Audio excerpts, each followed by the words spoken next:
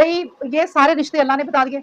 अब कई माएँ होती हैं अपनी खालाओं को तो बड़ी अजीज रखती हैं और कह देती हैं कि खाला के घर जाओ तो ये भी कर लेना, तो वो भी कर लेना, फूफो के घर जाओ तो कुछ ना खाना, ये भी होता है।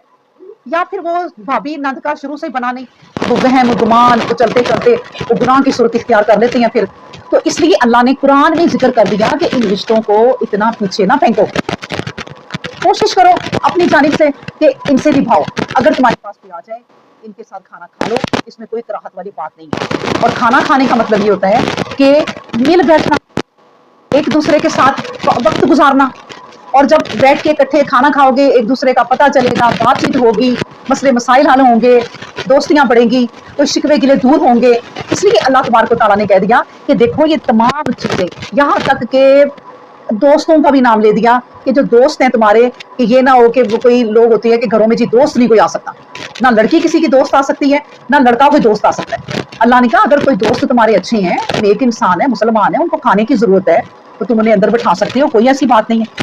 इस तरह अल्लाह तबारक व तआला ने सारे नाम ले लेकर एक एक के नाम लेके, ननिहाल वालों का भी और ददिहाल वालों का भी, ताकि किसी में कोई पीछे ना रह जाए, सब बराबर ही होते हैं। जितना बच्चे जो है ना वो अपने ददिहाल में रह के अपना प्यार करते हैं, ये नहीं होता कि ननिहाल दूर है तो उनसे प्यार ही ना करो, वहां उनको याद ही ना करो या उनको भेजो ही ना बच्चों को। कई घराने होते हैं और इन्हीं से फसाद बर्पा है माशरे में, इन्हीं से इतनी इतनी खराबियां हैं। मैं आपको बताऊं कि यहाँ तक कि ज्यादातर आप जेलों का सर्वे करें ना तो वहां पर औरतें जो गई होती ना, तो किसी ने अपनी सास को मारा होता है, किसी ने अपनी बहू को जहर दी होती है, किसी ने बहू ने सास को जहर दी होती है। इस तरह के माहौल, सिर्फ ये कि रिश्ते इग्नोर नहीं करना आता, रिश्ते नहीं रखने आते इसलिए वो इस हद तक फिर बातें हो जाती हैं। वरना अल्लाह तबारक व तआला जो ज़मीन और आसमान का मालिक है, जिसके बड़े बड़े काम है, देखा जाए तो आप किसी सदर को भी ले लें या आप किसी अदारे के ऑनर को भी ले लें, उससे भी आप बात करें ना कोई कि ये मेरी चाची का मामला या खाला का मामला, कहेगा मैं तुम्हें ये मसले हल करने के लिए बैठा हुआ।